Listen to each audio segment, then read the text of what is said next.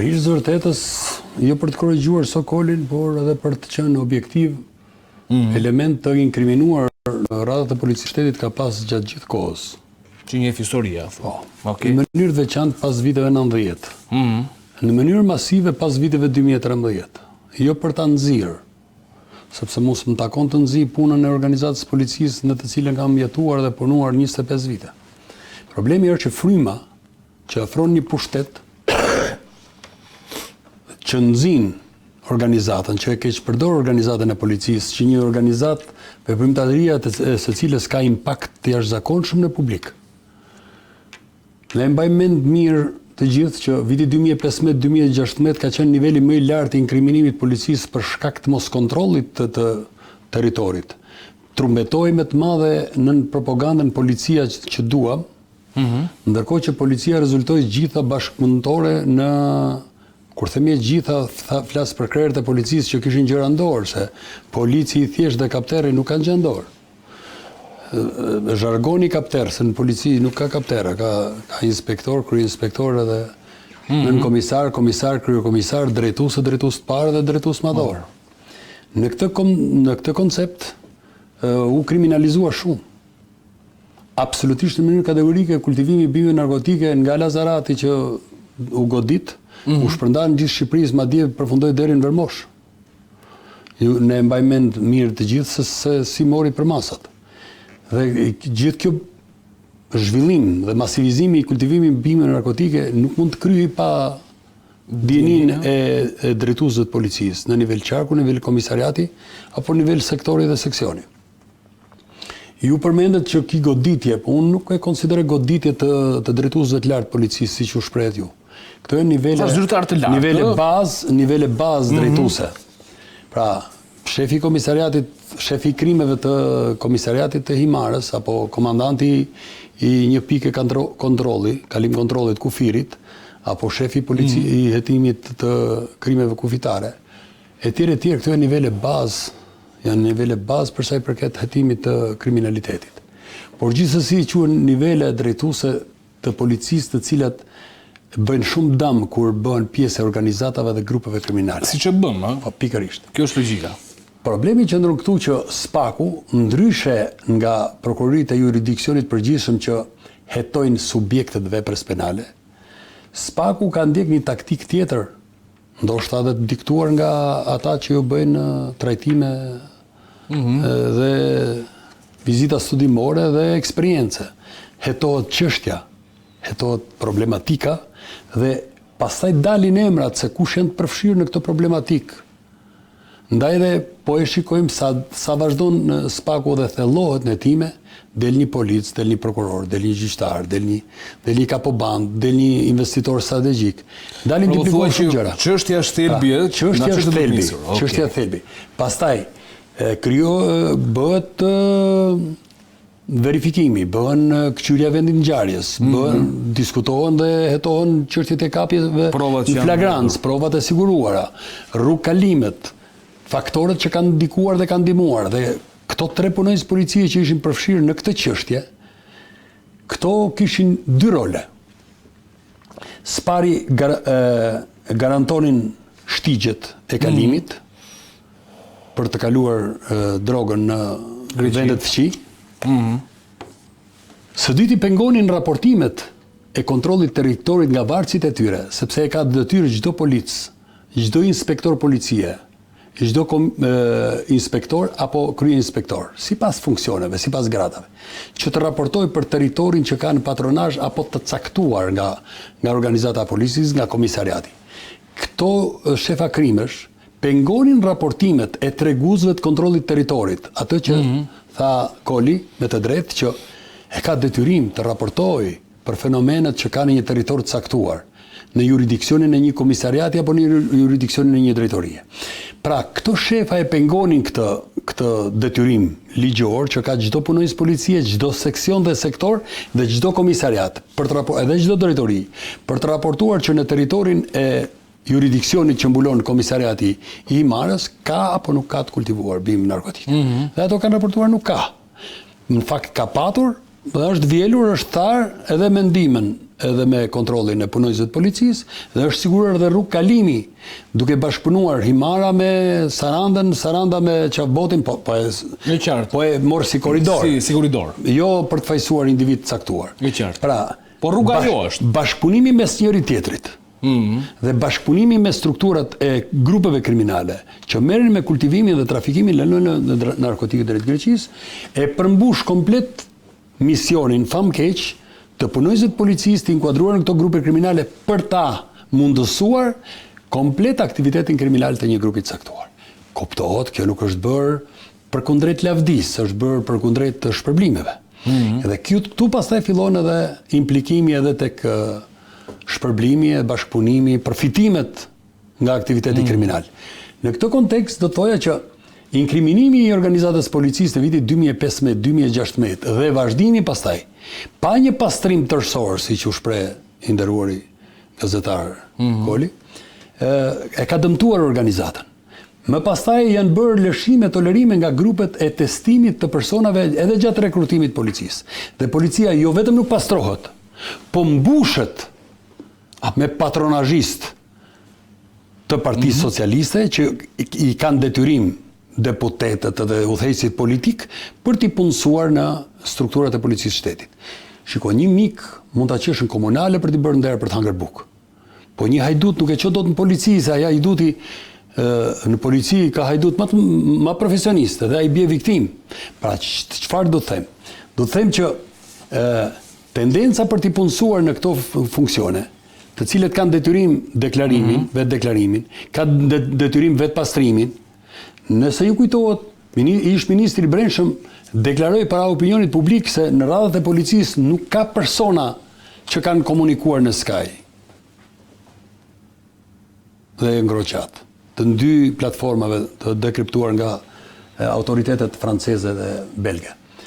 Pra, del që ish ministrin e ka gënjur. Pra ju ka gënjur ju gazetarëve para cilëve ka fol, ka gënjur nëpërmjet jush gjithë opinionin publik. Pra paska punonjës policie. Absolutisht po. Me të drejtë, Koli deklaroi që deklarimi i kryeprokurorit të Spakut se është e vështirë të zbulohen dhe zbërthehen grupet kriminale që kanë bashkëpunuar me policinë, tregoi një mosbesim për drejtuesit e policisë, sepse ata pengojnë zbulimin e të vërtetës. Tash Spaku, po e keni parë në shumicat e rasteve, aty ku ka të implikuar punonjës policie, nuk e beson nuk va beson veprimet për prangosjen, për arrestimet e punonjësve të policisë. Çon agjentë sa? Po çon agjentë e BK-s, oficerët e BK-s. Dhe kjo është një njollëzes për policinë e shtetit kur i bën besueshmëria. Ndaj dhe Spakun e kemi në perceptimet e opinionit publik e kemi 73%, në perceptimin e raportit të Institutit Republikan Amerikan e kemi 76% dhe të policisë s'po kalon 50%. Vërtitet ka 42-43. Do rikthem. Kjo është domethënie e madhe që na vjen keq. Por një ditë të bukur duhet pastruar sepse duhet ta hedh për diskutim, duhet të tregojnë integritetin e organizata policisë. Se si mund pastrohet kjo organizatë. Sokol, nëse inspektori i zonës, SPZ-ja nuk raporton, pengohet, nuk ka prova, ajo droga që është kaluar në 2020, në 2021, po është konsumuar, ka shkuar në Greqi. Spakut, çfarë i kanë ngelur në këtë rast për të gjurmuar? Po me aq qindra mira informacione që kanë ardhur nga partnerët ndërkombëtar, se duhet të themi edhe atë që është. Nuk është se Spak ka bërë ndonjë hetim aktiv. Thjesht ka marrë në dorë qindra mira mesazhe që ka komunikuar krimi me vetveten, edhe mbi të gjitha dhe me organizatën ose me politikën. Shiko, duhet kemi të qartë një gjë. Nuk është Shqipëria vendi i vetëm ku organizata e policisë është e korruptuar. Po të shohim, Hollanda dhe Belgjika janë në maksimum në këtë pikë. I ka të përfshirë? Po të përfshirë. Rohet e mbretreshës në Angli, si kalon droga, si futet në Londër. Nuk futet, domethënë, nuk mund të futet një njeri që është terrorist, se kontrollohet, edhe droga kalon. Tani, logjika ta do që ka kudo të korruptuar. Problemi është që çdo organizatë në vendet e Bashkimit Evropian vetë shtetet e din se sa përqind e organizatës është e korruptuar. E kanë si përqindje, si informacion. Po, edhe në cilën. Ne nuk e dim asnjëherë. Ne nuk kemi asnjë analizë risku nga ajo që na vjen. Për mua, kjo histori nuk është fort shqetësuese se ai la drogën të kaloj. Ku qëndron problemi? Se la ai do kalonte. Jo, unë kam të ndima, ka dy gjëra. Shiko, një polic anglez merr ca para dhe thot që nuk po e kontrolloj këtë anijen që po vjen. As kontenerin. S'po të kontrolloj as ty. Merr ca lekë dhe shkon punë. Ama në shkëput aty thua. Aty është shkëput. Në Shqipëri ka një problem, se çështja e inkriminimit. Ti e merr dhe ja kalon. Ja merr përsi proces. Pa ja merr si proces. Ky është inkriminim. Ky nuk është korrupsion. Pra duhet kemi dy gjëra parasysh. Inkriminimi dhe korrupsioni. Tani të gjithë ata që sinjalet që na vinë nga Anglia, sidomos në Birmingham.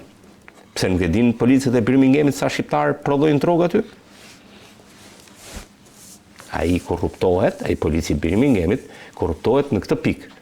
Ai nuk e bën kontroll, e di fare mirë që në këtë shtëpi prodhohet kanabis. Ai nuk e bën kontroll.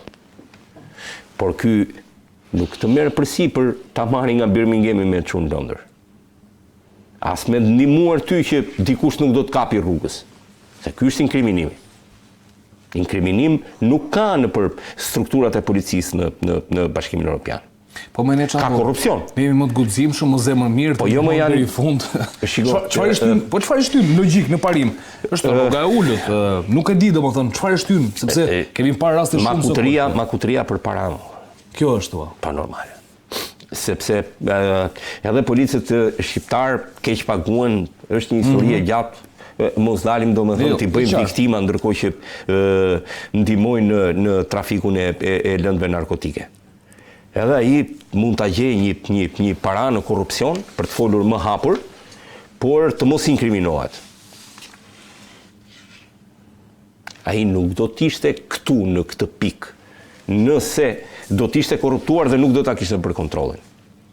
Ai është kujdesur dhe është inkriminuar duke lënë dhe në Sky dhe në Kroçat. E di ku jemi. Pra ka zgjedhë platformën për të komunikuar duke u bërë pjesë e strukturës, grupit kriminal. Sot ka policë cilët zhdupin provat e sekuestruara në vendngjarje.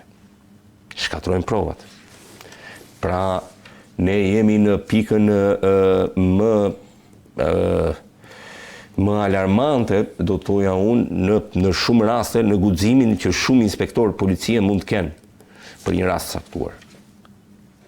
Thyen më provat, nuk i zhdupin. Këto i kemi parë edhe në Sky dhe në Kroçat, edhe kërkesat. Ka pistoletat të ndruara në të gjetura në vendngjarje, që të mos lidhen nga laboratori shkencor me.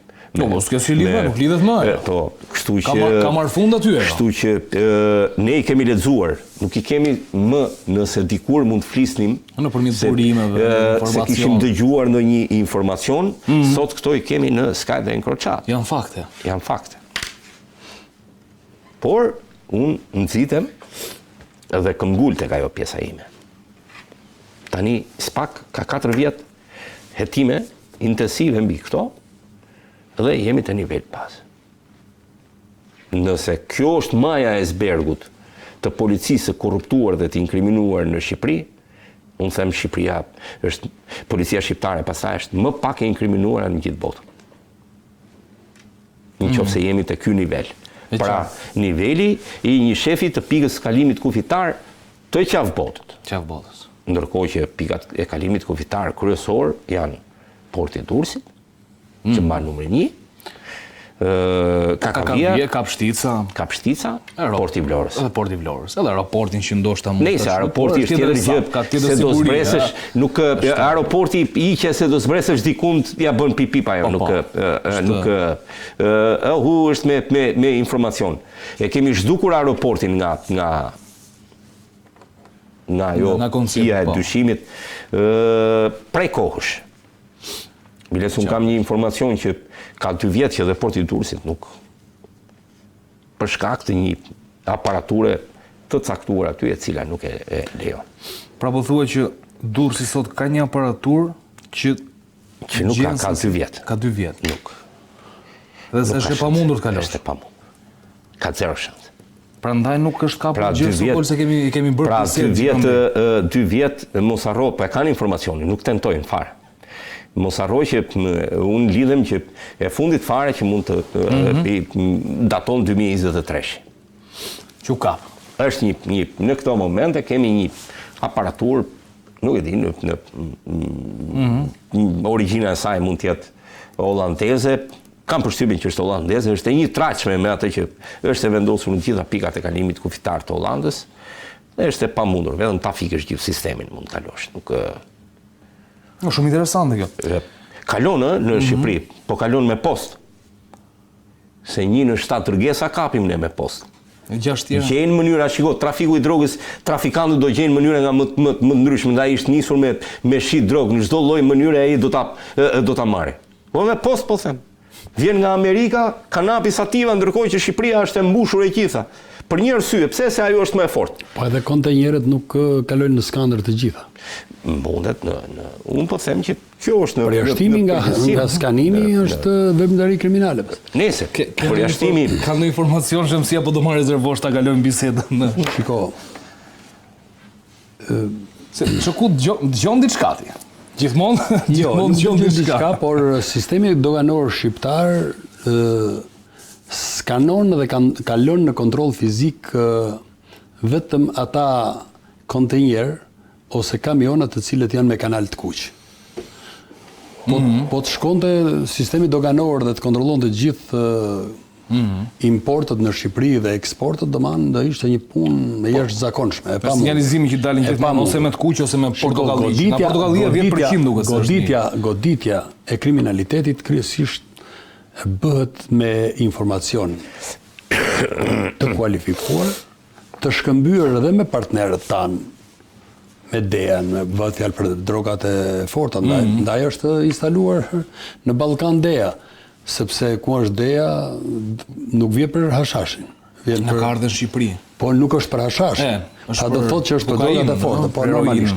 Në këtë kontekst, unë të them që shkëmbimi i informacionit me partnerët, por dhe shkëmbimi i informacioneve të strukturave të specializuar të policisë shtetit, pse jo edhe të SPAK-ut dhe BK-s, sepse ato kanë kanalet e tyre të komunikimit me partnerët. Edhe ka hetime që kanë vazhduar prej shumë kohësh, ka grupe kriminale që ndiqen nëpërmjet metodave të specializuar të hetimit. Pra, çka do të thotë që të gjithë këto arrin në një rezultat pozitiv. Po nëse një pikë kalim kontrolli, një dogan, nuk e kalon kontenjerin, edhe ai është implikuar në veprimtari kriminale, sepse Koli e tha një farë mënyrë, tha korrupsion dhe inkriminim. Po edhe korrupsioni krim është. Nëse u mundua ta ndaj Koli, por ka një problem. Jo e ndau për çështje të inkrimitimit. Edhe mirë bëri, po ka një problem, po që punojnë si shteti, edhe punojnë si policisë shtetit, edhe punojnë si doganës, po që se vepra penale kryhet me veprime dhe mosveprime. Kryerja e veprës penale me mosveprime është më e lehtë. Neglizhova dhe nuk e kontrollova. E qartë. Kurse e kontrollove dhe nuk e raportove, u vure në dispozicion të organizatës kriminale. E kontrollove, nuk e raportove dhe përfitove, është pakoma më e rëndë. Aty e inkriminuar, pastaj që thotë. Jo, e inkriminuar edhe rreth e parë. Pra duhet ta ndajmë që nivelet e inkriminimit vinë me veprimet dhe mosveprimet. Nëse ti me mosveprime u tregove neglizhencë, nuk e kontrollove, ko që i doj që në atë kontenjer ka sendet kundraliqme, domethënë përsëri ke kryer vepër penale, po e ke kryer me mosveprim. Kurse kur ti vepron dhe i vish në dispozicion organizatës për ta fshehur një të vërtet dhe për të përfituar, atje pastaj ke kryer veprime të cilat nuk të shmangin dot nga përgjegjësia dhe inkriminimi me qëllim të caktuar për t'u vënë në dispozicion. Në këtë kontekst, organet e prokurorisë, organet e hetimit, normalisht këtu nisën për ngarkesën për subjekteve të veprës penale, se çfarë roli ka në gjithë zinxhirin e kryerjes së një veprimtarie kriminale në dispozicion të një grupi të strukturuar kriminal. Me qartë. Bashkëpunimi i grupeve të policisë pra i zyrtarëve të policisë, prokurorisë, me grupet strukturar kriminale kundër një grupi tjetër rival, është niveli më i lartë i inkriminimit të zyrtarëve të shtetit.